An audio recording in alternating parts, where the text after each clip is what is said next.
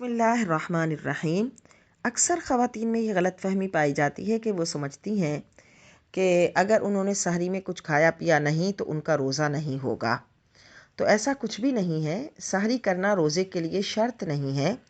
अगर रात को ही सही से खाना खा लिया था और नियत कर ली थी कि मैं रोज़े की नियत करती हूँ, और फिर सहरी में उनकी आँख नहीं भी खुल सकी और उन्होंने कुछ भी नहीं खाया, पानी का घूंट भी नहीं पिया, और फिर फजर के वक्त आँख खुली और नमाज़ पढ़ ली और अपना दिन रोज़े से गुजारा और नियत उन्होंने कर ली थी, तो उनका रोज़ा हो जाएगा।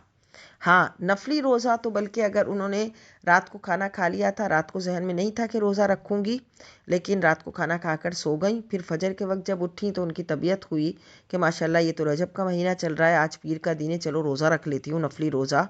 तो उसमें फिर अगर उन्होंने फजर के वक्त भी उठकर नफली रोज़े की नियत की तो हो जाएगी।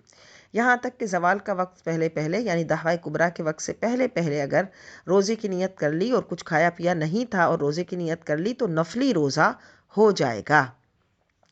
लेकिन क़ज़ा रोज़े के लिए ज़रूरी है कि रात से नियत की जाए।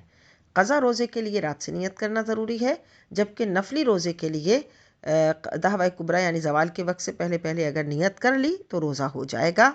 और चाहे नफली रोज़ा हो, चाहे रमज़ान का क़ज़ा रोज़ा हो, चाहे रमज़ान का रोज़ा हो, तो उसके लिए सहरी करना शर्त नहीं है। अगर बग़ैर सहरी में किए भी यानी सहरी में कुछ खाए पिए बग़ैर भी किसी ने रोज़ा रखा तो उसका रोज़ा हो जाएगा।